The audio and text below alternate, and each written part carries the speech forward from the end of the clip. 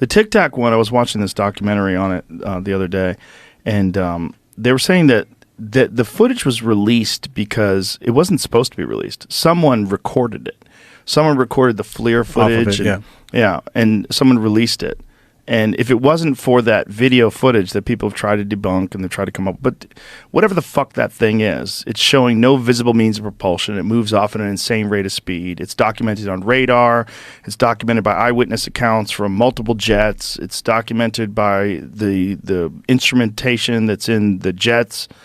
They saw this thing. They know that this thing is operating in some way that we have no idea how to do that using conventional propulsion methods. And they said that it's a much longer video. That what they got was only a small piece of it, and that there's actually much more of it that the government has.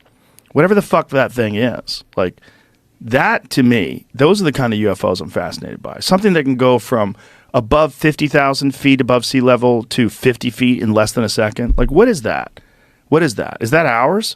Is that why it's always near military bases? Is that why it's over in San Diego, off the coast of the Nimitz, where the Nimitz was at? Is that why it's over in the East Coast, where they have restricted airspace? Is that why these things are always in these places? Is it ours?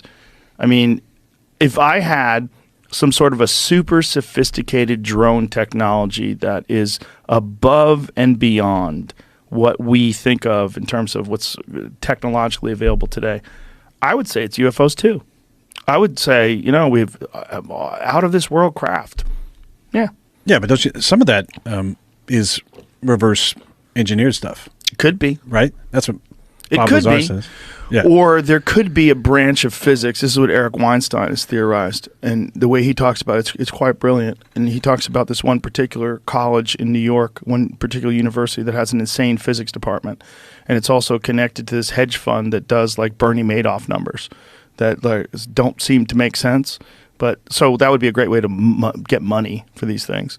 And that you have this insane physics department. So you have these people, if you talk, like that's one of the things that Diana Pasulka talked about in her book about the people that are documented that are involved in these crash retrieval programs and supposedly involved in these back engineering programs.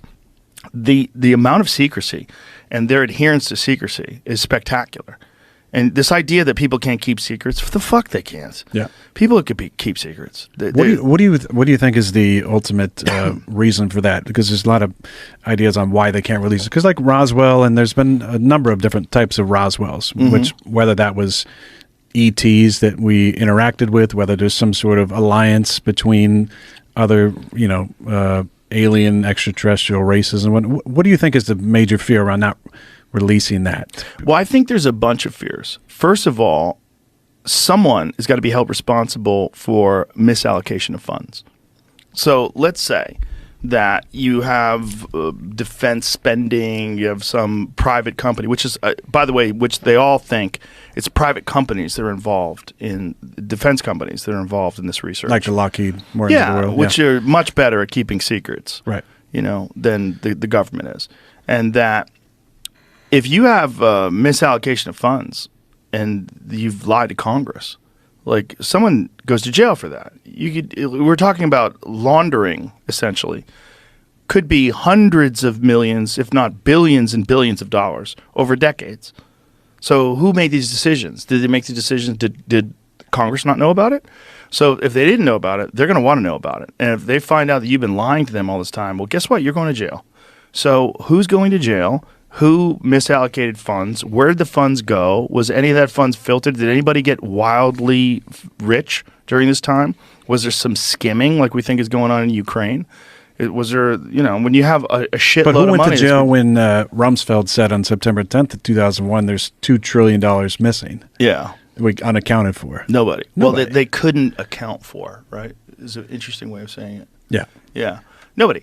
Yeah. Well, also, the Pentagon fails its audit every year. Yeah. It's amazing. It's crazy. But they just hired all those IRS agents to go after. Everybody. Anybody who spends more than $300. Yeah.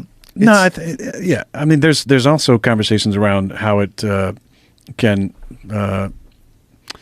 fuck with religion, and the the ideologies that so many people have and the belief systems, if there's, say there is extraterrestrial life, and, how many planets in the galaxy have we found now that could sustain life even in a close proximity to us? Yeah, quite a few. Yeah. So but Diana Pasulka's work, what they're talking about is not even necessarily something from another planet. Perhaps something from another planet, but maybe something.